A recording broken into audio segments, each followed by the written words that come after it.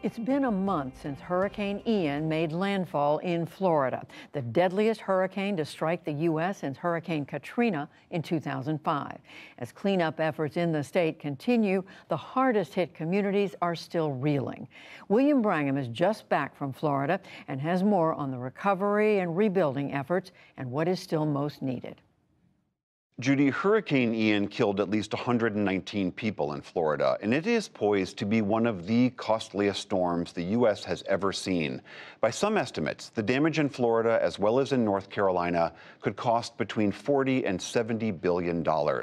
Florida has received more than $1.6 billion in disaster relief since Ian hit. The Federal Emergency Management Agency has given out $680 million to homeowners and $322 million to the state's emergency response operation. But there is still much, much more to do. For the latest on this recovery, we're joined by FEMA's Administrator Deanne Criswell. Administrator Criswell, thank you so much for being here. Could you just give us a status report on your current efforts in Florida? What do Floridians need most now? But say where our focus is right now is one, really helping to remove the debris so these communities can start the rebuilding process. Once we can get that debris out of the way, and then people can start to think about how they want to rebuild their homes or what their next step might be. The other part is we still know that there's so many people that aren't in their homes. And I just want to make sure that people, understand that there are options as we look at what the long-term temporary housing needs might be, that we still have some temporary, short-term, or intermediate needs, like through our hotel program. Our records show that there's about 71,000 people that are eligible for this hotel program, our transitional sheltering assistance. But we have just over 2,000 families that are in hotels. And so there are resources out there. And I just want to make sure that Floridians know that if you need assistance or if your situation has changed from the first time you talked to us, come talk to us again and let's see where you're at and what we can do to assist. On that issue of housing, that is something that we heard a lot of frustration about, people feeling that there wasn't enough temporary housing, that there's not enough trailers out there. I mean, according to your office, I believe it's 750,000 people have applied for aid and housing aid, and only, I believe it's under half have gotten it. Are you confident that the amount of aid is getting out to the right people at the right pace? Yeah, we understand that everybody's situation is very unique. And again, several 100,000 people have applied for assistance, and many people have already gotten some of the funding to help jumpstart their recovery efforts. I think it's important to remember that FEMA's programs do help jumpstart that recovery effort. When they apply for assistance, that's part of that. Insurance being one of the number one things that families would rely on to help support their full-term and long-term recovery. When it comes to the longer term temporary housing, that is one of the tools in our toolbox. But I mean, it does take us time, right? It takes us time to set up and establish that program, which is why we have these interim programs in place.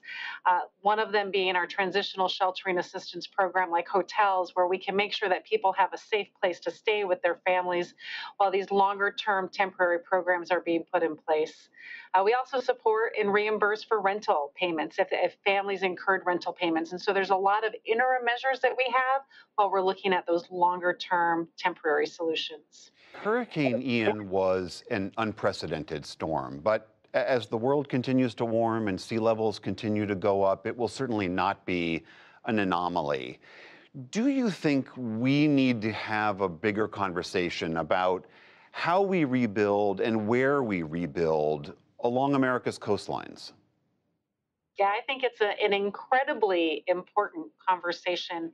And I would say specifically the how we rebuild. I think that where we rebuild is definitely an important part of the conversation, but as the risks are changing and we're seeing catastrophic events all over the country, from either wildfires or flash flooding in the middle of the US, or impacts like we're seeing on the coast of Florida, I think the focus needs to be on how we rebuild. And I can say, as I was traveling through Southwest Florida, you can see where there are communities that built to higher building codes. Even in Fort Myers Beach, where so much was devastated, there are homes that were able to withstand the impacts of Hurricane Hurricane Ian, and that's a matter of how they rebuilt.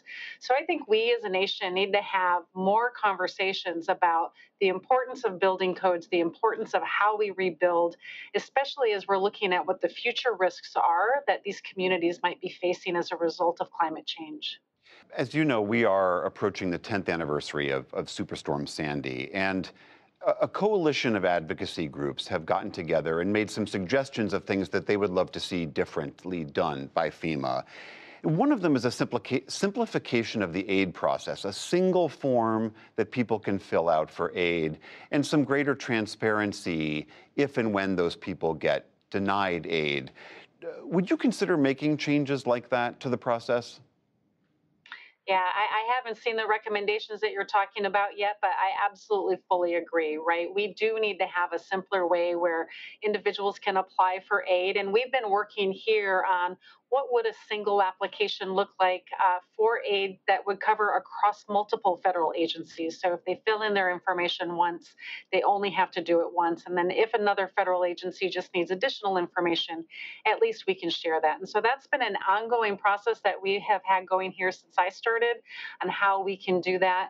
And then we've really taken some time to work on the letters that we send out that tell people that they either denied for assistance or we need more assistance. And I don't think that they were transparent enough. They were hard to understand and hard to read. And so we have been working on making changes to those that really don't say that you're denied, but just say that we need more information because right now they have to read all the way to the bottom of a letter to understand that. And we're trying to make that simpler and easier to understand. All right, FEMA Administrator Deanne Criswell, thank you so much for being here. Thanks, William.